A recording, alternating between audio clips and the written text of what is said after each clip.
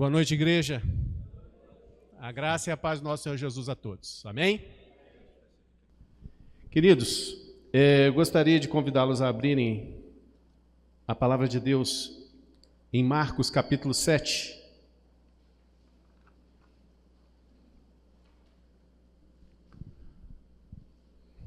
Evangelho de Marcos capítulo 7.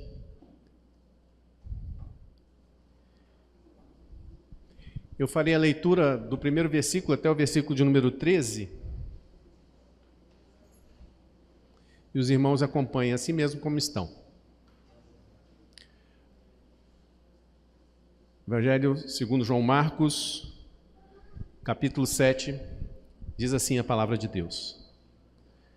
Ora, reuniram-se a Jesus os fariseus e alguns escribas, vindos de Jerusalém. E vendo que alguns dos discípulos dele comiam pão com as mãos impuras, isto é, por lavar, pois os fariseus e todos os judeus, observando a tradição dos anciãos, não comem sem lavar cuidadosamente as mãos. Quando voltam da praça, não comem sem se aspergirem. E há muitas outras coisas que receberam para observar, como a lavagem dos copos, jarros e vasos de metal e camas. Interpelaram-no os fariseus e os escribas. Por que não andam os teus discípulos de conformidade com a tradição dos anciãos? Não comem, mas comem com as mãos por lavar. Respondeu-lhes: Bem profetizou Isaías a respeito de vós, hipócritas, como está escrito: Este povo honra-me com os lábios, mas o seu coração está longe de mim. E em vão me adoram ensinando doutrinas que são preceitos de homens. Negligenciando o mandamento de Deus, guardais a tradição dos homens. E disse-lhes: Ainda jeitosamente rejeitais o preceito de Deus para guardardes a vossa própria tradição. Pois Moisés disse: Honra a teu pai e a tua mãe. E quem maldisser o seu pai e a sua mãe, seja punido de morte. Vós, porém, dizeis: se um homem disser a seu pai ou a sua mãe, aquilo que poderias aproveitar de mim é corbã, isto é, oferta para o Senhor, então o dispensais de fazer qualquer coisa em favor de seu pai e de sua mãe, invalidando a palavra de Deus pela vossa própria tradição, que vós mesmos transmitistes, e fazeis muitas outras coisas semelhantes. Vamos orar? Senhor, bendito é o teu nome, e nós queremos, ó Deus, do fundo do nosso coração, louvar o teu nome nessa noite. A nossa intenção, ó Deus, é falar aquilo que convém ao Senhor, que provém, ó Deus, da tua palavra, das suas sagradas escrituras, e não atrapalhar, ó Deus, de maneira alguma o mover do teu Espírito junto a esse povo que aqui se reúne. Por isso, em nome de Jesus, que o Senhor possa estar indo ao encontro de cada irmão que aqui se encontra, tocando-lhes os corações e abrindo-lhes as mentes, para que tão somente a tua palavra possa penetrar e possa de fato edificar essa igreja, o teu corpo que aqui se reúne. É a nossa oração, ó Deus, em nome de Jesus. Amém, Senhor. Amém. Amados, eu sempre encaro esse papel de ministrar, de pregar, de ensinar, como algo muito importante, mas acima de tudo como algo muito sério. É sempre para mim desafiador quando eu tenho que expor algum ensinamento que Deus colocou no meu coração no que diz respeito às Escrituras. E por ser assim tão desafiador, eu sempre me sinto muito incapaz, muito pequeno, diante da responsabilidade que é conduzir os irmãos a uma meditação na palavra de Deus. E esse texto em especial, os evangelhos, o livro de Atos e outros livros que são considerados um pouco mais históricos, um pouco mais narrativos, eles sempre trazem um perigo na sua exposição, na própria técnica de interpretar esses textos. Porque os textos narrativos, eles não necessariamente trazem doutrinas de maneira explícita, como fazem, por exemplo, as cartas de Paulo aos Romanos, quando fazem as cartas de Paulo aos seus pupilos, Timóteo e Tito, onde ele deixa muito bem delineado o que realmente é a doutrina cristã. A gente pode considerar, inclusive, algumas de suas epístolas como verdadeiros tratados teológicos. Já os textos narrativos, já os textos históricos, muitas vezes eles vão contar uma história que não necessariamente é para ser seguida, mas sim para ser evitada. E algumas vezes eles vão tratar de circunstâncias que são específicas para determinado personagem ou específicas para uma determinada época. Por isso esse texto é para mim um tanto desafiador, porque há algum tempo eu aprendi com um irmão muito querido a ler todas as Escrituras literalmente contra mim mesmo. Há sempre um princípio bíblico por trás de todas as Escrituras, mesmo na mais simples narrativa que ela possa estar trazendo. Mas quando eu falo ler para mim mesmo, ou contra mim mesmo, no seguinte sentido: se há alguma exortação, se há alguma admoestação, eu quero ser o primeiro na fila a aplicá-la à minha vida. Dá para entender? Passar a escolher ou selecionar textos que massageiam a nossa alma, que massageiam o nosso ego, não é tão salutar assim no que diz respeito à nossa caminhada espiritual. Alguns textos eles vão nos desafiar, e alguns textos vão exigir de nós coragem, vão exigir de nós isenção, vão exigir de nós humildade, de nos colocarmos nas posições que eu diria mais difíceis. E esse texto é assim, esse texto falou comigo de uma maneira muito peculiar,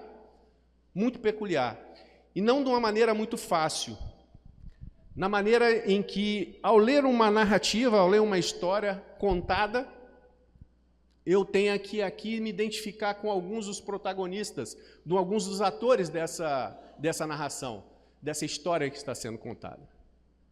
E o maior desafio, e certamente não pequeno e bem difícil, é você procurar se identificar com os fariseus que aqui está. É fácil para a gente olhar para Jesus e tentar nos colocarmos no lugar de Jesus dentro desse contexto. Difícil aqui é se colocar no lugar dos fariseus e tentar aplicar aquilo que Jesus está ensinando àqueles fariseus, aqueles homens que ali estão, à nossa própria vida. Eu aprendo isso com ninguém menos que Paulo. Paulo tem essa capacidade, essa coragem de se colocar diminuto diante das circunstâncias e das situações. Se não vejamos, 1 Coríntios capítulo 15, versículo 9, Paulo diz o seguinte: porque eu sou o menor dos apóstolos, que mesmo não sou digno de ser chamado apóstolo, pois persegui a igreja de Deus. Paulo se considera uma pessoa pequena. E olha o que Paulo fez. Em 1 Timóteo ele escreve, 1º capítulo, versículo 15: fiel é a palavra e digna de toda aceitação, que Cristo Jesus veio ao mundo para salvar pecadores, dos quais eu sou o principal. Quanta coragem, irmãos. E o desafio dessa noite é esse exercício. Um exercício que eu confesso aos irmãos, eu sempre tenho feito ele dioturnamente, de literalmente me colocar como o principal dos pecadores, de literalmente olhar para determinadas exortações, para determinadas admoestações e falar: isso tem que caber na minha vida de alguma maneira. E eu tenho que aproveitar e aí aprender e me transformar de alguma maneira através do poder da palavra de Deus. Amém? Amém. Irmãos, como eu disse, todo texto tem um princípio base, um cerne, um princípio ativo dentro dele. E o princípio fundamental observado nesse texto e que nós devemos evitar é o princípio de julgar o livro pela capa. Jesus, em outras palavras, ele está falando para esses homens: vocês erram porque vocês julgam as aparências. Vocês falham porque vocês se negam a olhar para a essência e se contentam em ficar com a casca. Se contentam em olhar a superfície. Se contentam em, digamos, exaurir o que a letra da lei tem a nos dizer, e olha que aqui nem era lei. O que eles estão citando, eles estão argumentando com Jesus, é o que é chamado de Mishnah, que seria uma espécie de, para os nossos dias, uma espécie de confissão de Westminster, só que aplicados aos judeus, ou seja, é um compêndio, um livro que interpreta as Escrituras e facilita o entendimento delas.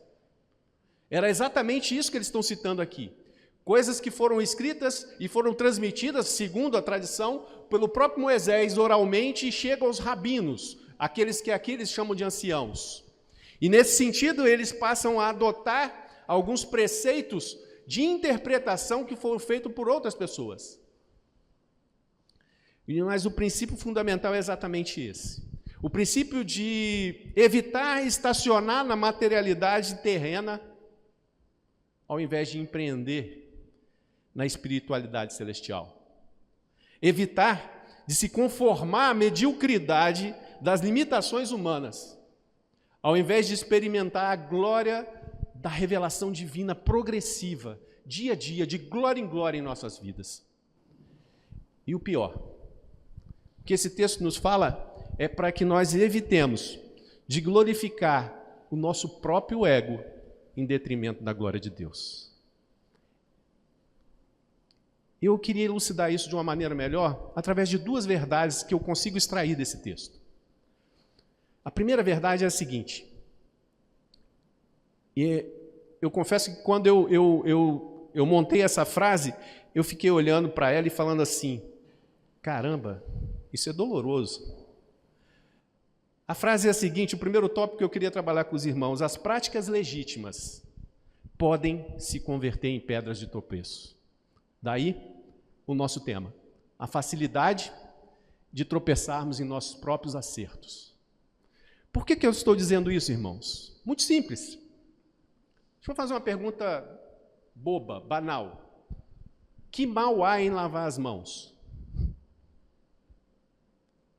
Qual o problema de você ter uma higiene rigorosa? Principalmente depois dessa era de pandemia que nós passamos, o que Jesus está repreendendo os fariseus e os escribas aqui é o fato de que eles eram muito higiênicos. Eles chegavam em casa, tomavam um banho antes de comer, lavavam as mãos, aspergiam água, faziam todo um processo de higiene, e Jesus está repreendendo por causa disso. O problema do texto, irmãos, é que não é necessariamente o que eles faziam, mas como eles faziam e por que eles faziam. O problema do texto é que foram priorizadas aqui ações realmente legítimas e ações positivas e elevaram essas ações, essas boas ações, a status espiritual que não condiz necessariamente com a essência da mensagem de Cristo. Alguém já disse que a diferença entre uma sã doutrina e uma heresia é a ênfase que se dá ao ensino. Querem ver? É errado, é pecado guardar o sábado do Senhor? No nosso caso, domingo? Não, de maneira nenhuma é errado guardar o sábado. Que seja domingo ou sábado, na verdade é um mandamento de Deus. Mas quando você coloca uma ênfase sobre esse mandamento e faz dele um item salvífico, um item necessário, como alguns que, ao olharem para nós, que guardamos o domingo, diz que o domingo é a marca da besta, o que você está fazendo, senão aquilo que os fariseus fizeram aqui com os discípulos de Jesus? Quando eu dou ênfase a um determinado ensino, correndo o risco de subtrair a essência dele, eu estou literalmente indo contra todos os ensinos das Sagradas Escrituras. Não há nenhum problema em você seguir as Escrituras. O problema é a forma como você dá essa ênfase. E a bem da verdade, irmãos, há um texto lá em Provérbios que diz o seguinte, Eclesiastes capítulo 7, versículo 16, diz assim, não sejais demasiadamente justo, nem exageradamente sábio. Por que te destruirias a ti mesmo? Entende o ponto onde eu quero chegar? Não é a lei que é ruim. Não são os mandamentos do Senhor que são penosos e pesados. É a forma como às vezes nós os encaramos. É o jeito que nós olhamos para eles e tentamos colocar na nossa prática litúrgica, na nossa prática de adoração, na nossa prática diária. Reparem, quando eu falo que ações positivas podem se converter em pedra de tropeço, essa é uma experiência histórica dos próprios fariseus. Os irmãos, não sei se todos aqui conhecem, mas a história dos judeus é uma história bem peculiar também.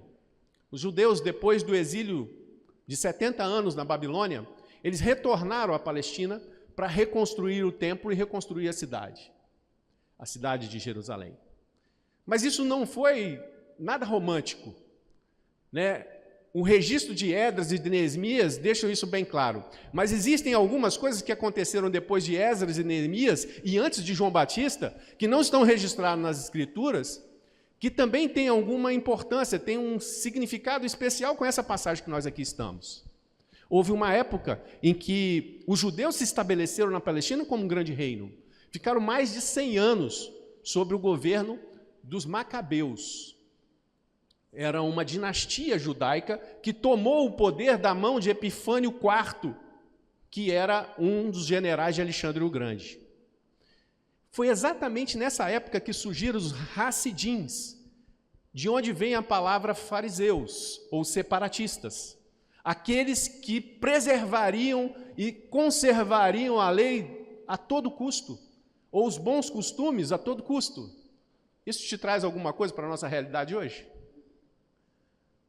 Vivemos uma vida no pós-modernismo onde as coisas do Senhor são colocadas literalmente de lado. E hoje precisamos, de fato, assumir uma postura conservadora. Era exatamente isso que os Hassidins, os então fariseus de Jesus, fizeram na época quando o Império Helênico, o Império Grego, quis impor a sua cultura sobre aquele povo. Esses Hassidins, esses fariseus, foram aqueles que foram responsáveis para manter as tradições, para manter a boa conduta dos judeus daquela época. Fazer com que os judeus, de fato, ainda estivessem à mercê do nosso Deus Todo-Poderoso. E ora, isso sem dúvida nenhuma é algo de méritos, é algo que você pode bater palma, porque eles estavam enfrentando um poder muito maior do que eles próprios. E assim mesmo eles resistiram a essa secularização, a esse helenismo que foi divulgado, foi proclamado e depois ganhou força com o Império Romano, né? Então, o que eu vejo nisso é o seguinte: apesar do que eles fizeram, eles deixaram que as honras, que o orgulho, que a vaidade lhe subissem à cabeça. De maneira tal que, a partir daquele momento, aquelas tradições elas não eram apenas para uma questão de higiene, mas na cabeça do judeu daquela época, desse fariseu que fala com Jesus aqui, era o seguinte: olha, eu andei na rua, eu posso ter esbarrado num gentio. Deus me livre se eu topei com um samaritano. Então, quando ele chegava em casa, ele se lavava, porque ele tinha preconceito com relação aos gentios e aos samaritanos. E é por isso que Jesus os condena. Porque aquela prática que tinha um propósito positivo, agora era um propósito preconceituoso, torto.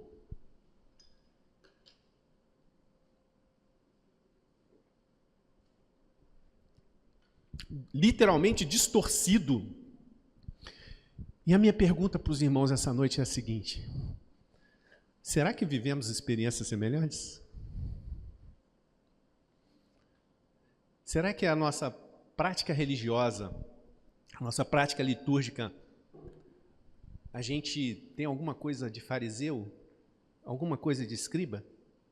Até onde a nossa tradição, os nossos rituais, as nossas programações, as nossas assembleias, as nossas reuniões conciliares, reuniões de presbitérios, até onde elas assumem um protagonismo que não lhes compete?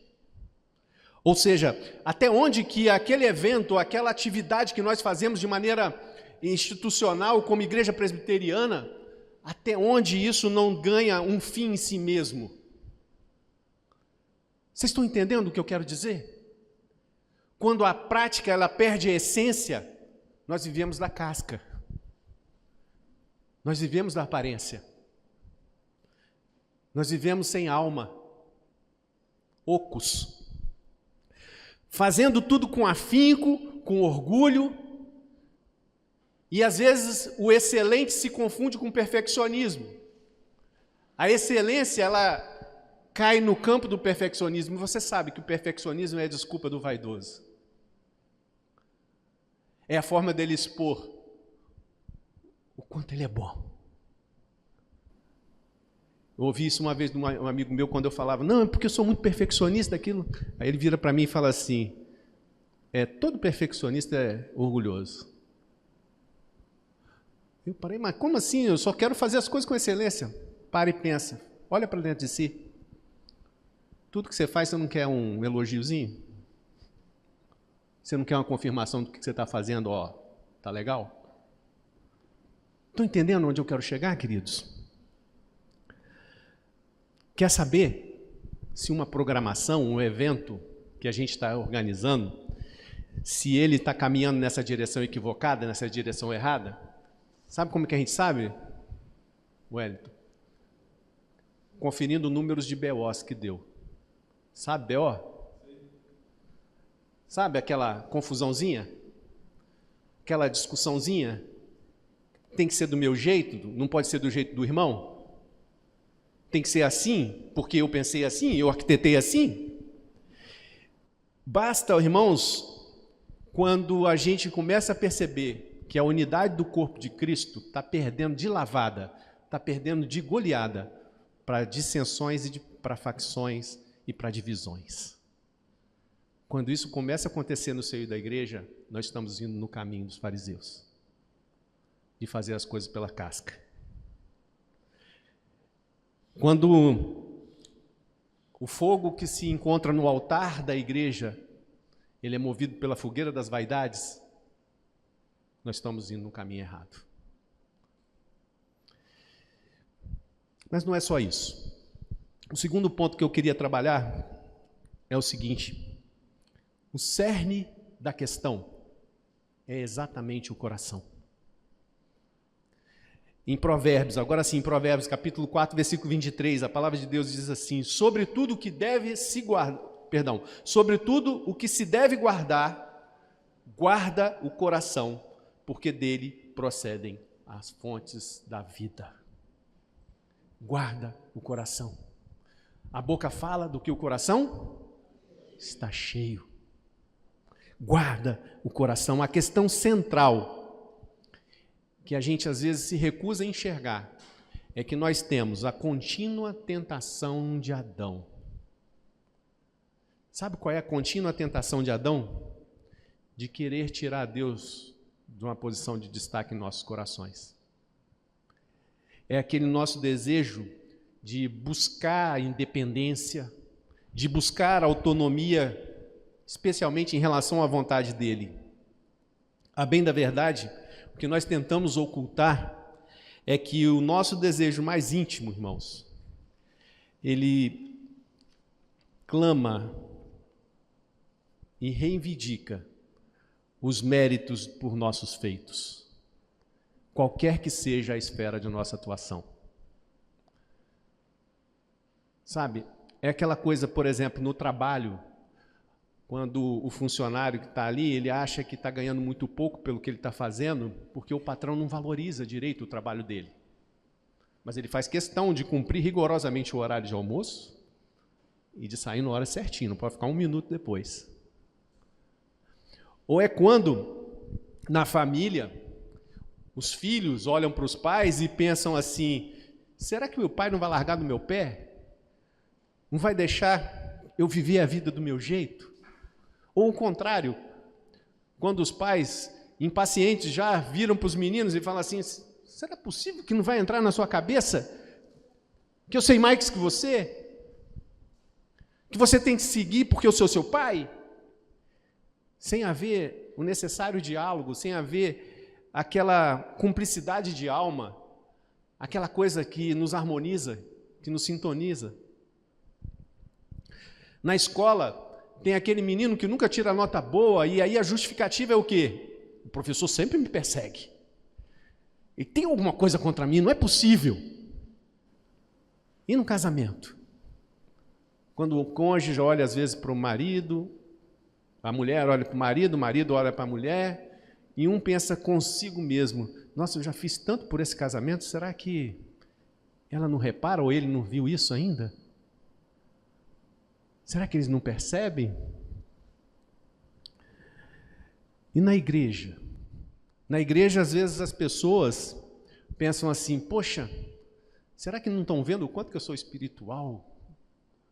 O quanto que eu estou pagando preço? Não veem como que eu sirvo? Meus irmãos, eu não encontro nas Escrituras lugar nenhum, em lugar nenhum, um texto que diga que é para a gente buscar reconhecimento de qualquer coisa que a gente faça ou deixe de fazer. Pelo contrário. O que eu encontro nas Escrituras é que nós devemos valorizar aqueles que fazem o que fazem. Ou quando muito, em Colossenses 3:23, quando o apóstolo Paulo vai dizer assim, tudo aquilo que fizeres aos homens, fazei como que ao Senhor. É do Senhor que recebereis a recompensa da herança. Não faça esperando reconhecimento em nada.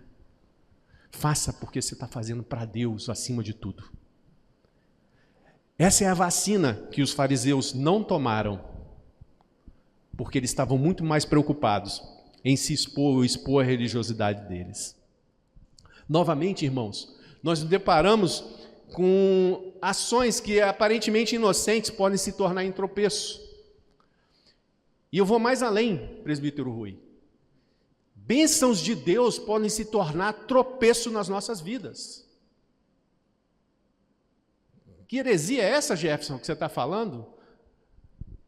Vocês lembram da serpente no deserto? Estão lembrados?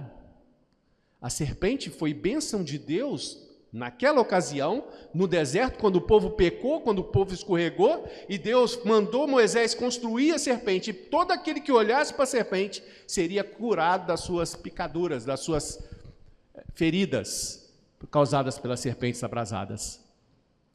E o que acontece tempos depois? Em 2 Reis, diz que Ezequias teve que quebrar, destruir a serpente de bronze, porque ela virou objeto de adoração, de idolatria.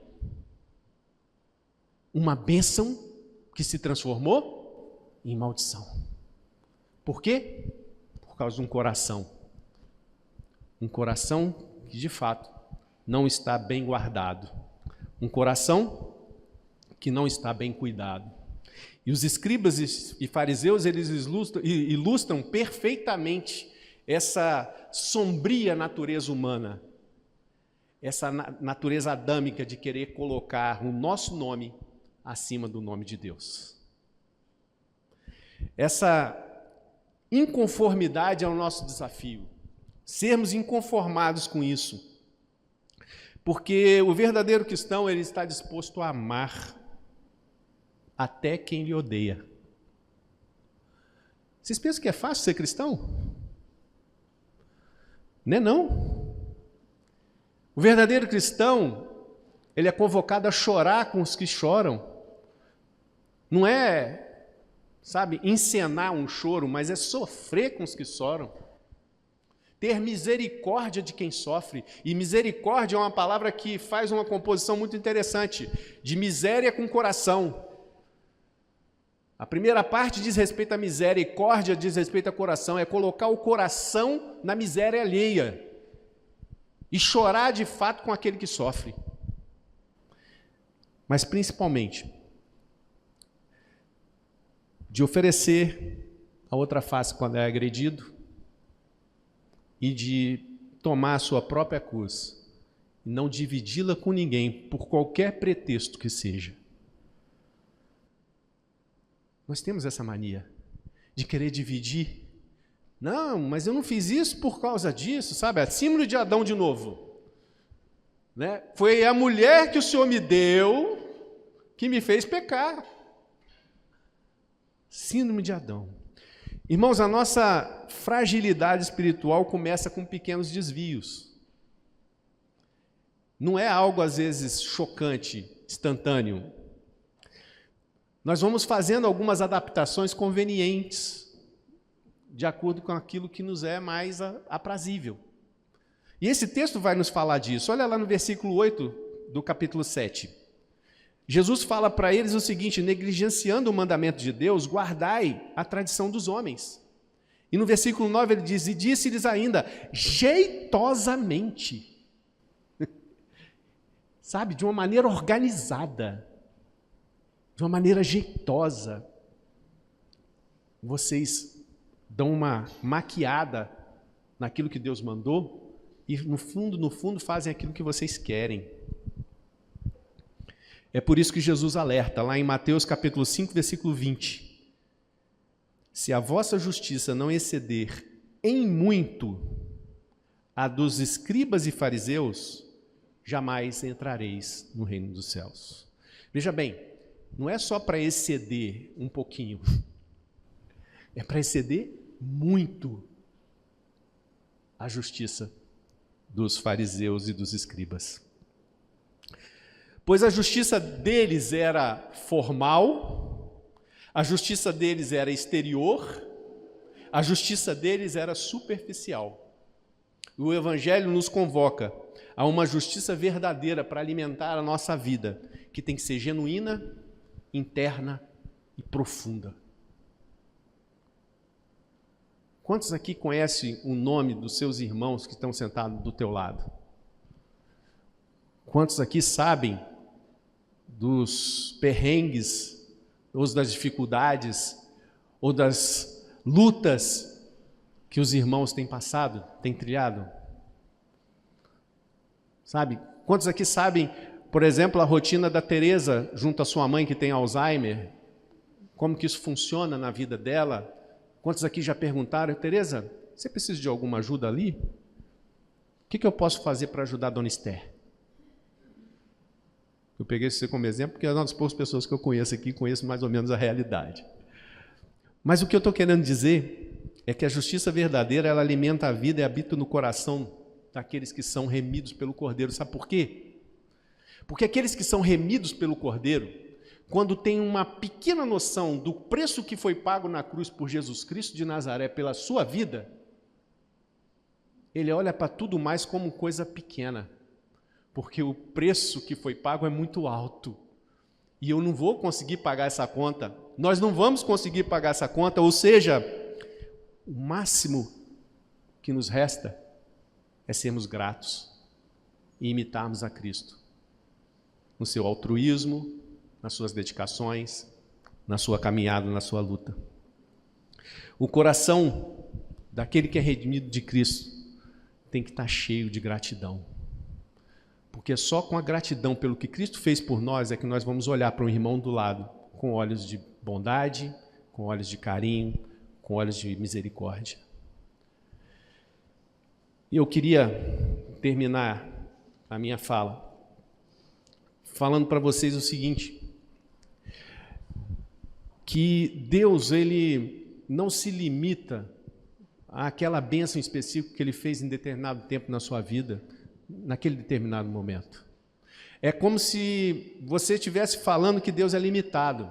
É como se abrir o Mar Vermelho tivesse sido o maior sinal de todos os tempos, que Deus nunca mais ia conseguir fazer nada além daquilo.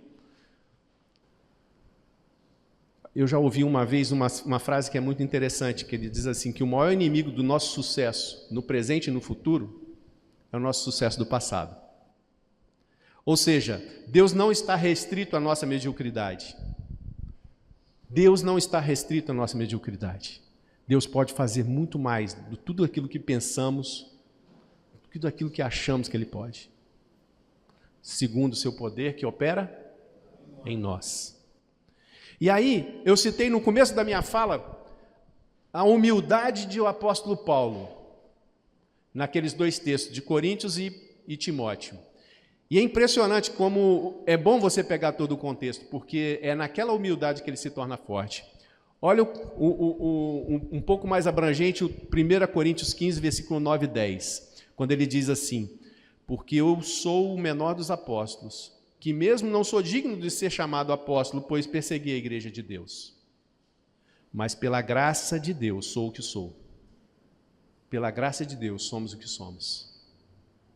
E a sua graça, que me foi concedida, não se tornou vã antes, por causa da graça, porque eu sou pequeno, porque eu sou o menor dos apóstolos, antes trabalhei muito mais do que todos eles. Todavia, não eu, mas a graça de Deus comigo. E olha outro texto de Timóteo, ele fala assim: fiel é a palavra digna de toda aceitação, que Cristo Jesus veio ao mundo para salvar os pecadores, dos quais eu sou o principal. Agora olha o que ele complementa: mas, por esta mesma razão me foi concedida misericórdia, para que em mim, o principal, evidenciasse Jesus Cristo a sua completa longanimidade, e servisse eu de modelo a quantos hão de crer nele para a vida eterna. Irmão, quer ter uma vida reta, uma vida digna, uma vida abençoada, de glória em glória com o nosso Senhor? O primeiro caminho é ser humilde. Humilde como Paulo. Não é à toa que o sermão mais famoso de Jesus, o Sermão do Monte, lá em Mateus 5, 6, 7, como que ele começa, vocês lembram? Bem-aventurados os humildes, porque deles é o reino dos céus. Queridos, vocês sabem melhor do que eu,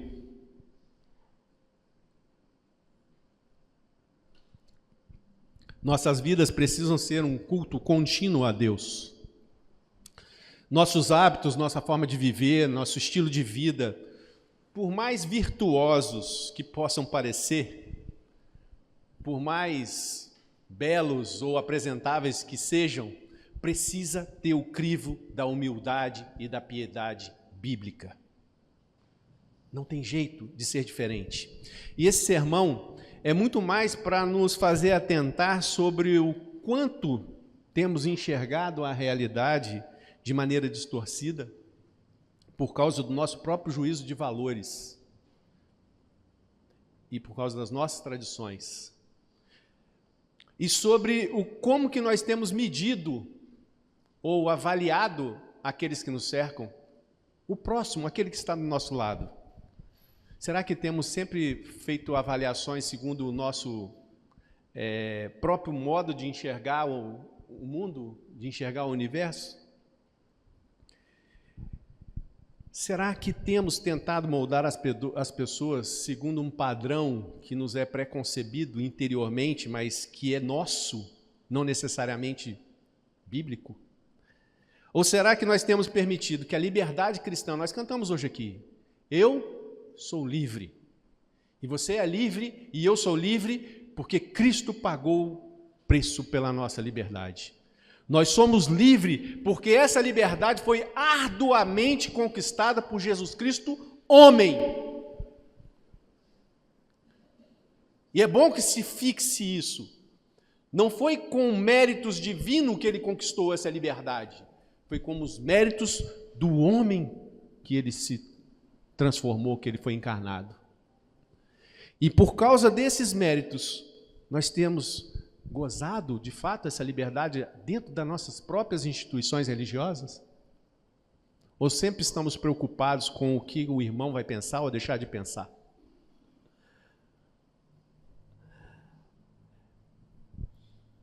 Essa liberdade, ela só pode ser devidamente aplicada quando o Espírito Santo tem liberdade de agir em nossas vidas. E eu peço a Deus que nós possamos compartilhar um pouco da sabedoria dele mesmo, em discernir, sabe, a casca da polpa, discernir a aparência da essência, discernir a norma, às vezes rígida e estanque, do amor que é fluido, mesmo sendo disciplinado.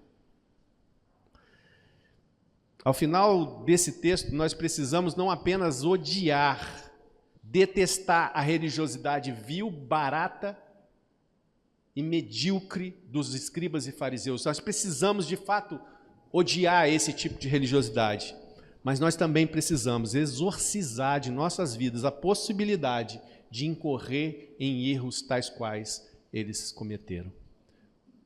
De incorrer em erros que o povo judeu cometeu quando pegou uma bênção de Deus e transformou em maldição.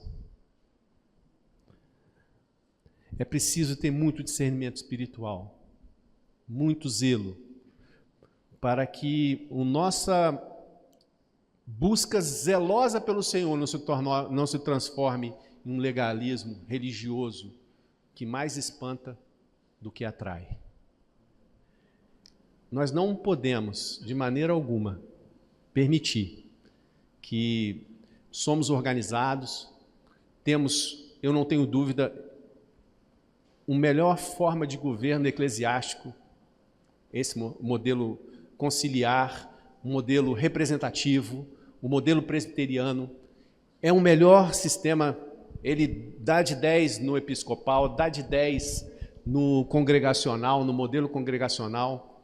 Temos as nossas sociedades, nós temos um modelo organizacional fantástico, mas são instrumentos, são ferramentas que devem ser bem usadas, para elas não assumirem um fim em si próprias. Para que a SAF não seja a SAF somente, mas seja a SAF do Senhor que serve ao Deus na Igreja Presbiteriana. E assim é o PH, assim é o MP, a UPA e todas as nossas sociedades internas. Não precisamos e não devemos nos orgulhar, sabe, do nosso modelo, da nossa doutrina. O que nós precisamos é usar aquilo que já foi conquistado anteriormente por homens, que eu digo com toda a sinceridade do meu coração, muito melhores do que eu, e que deixaram muita coisa mastigadinha só para a gente seguir. Usar isso em proveito do próximo, usar isso em proveito de missões, em proveito do nosso vizinho, do nosso colega de trabalho, dos nossos familiares que ainda não foram alcançados para Cristo. E que Deus faça a obra nas nossas vidas e em nossas igrejas, em nome de Jesus. Amém? Que Deus nos abençoe, irmãos. Obrigado.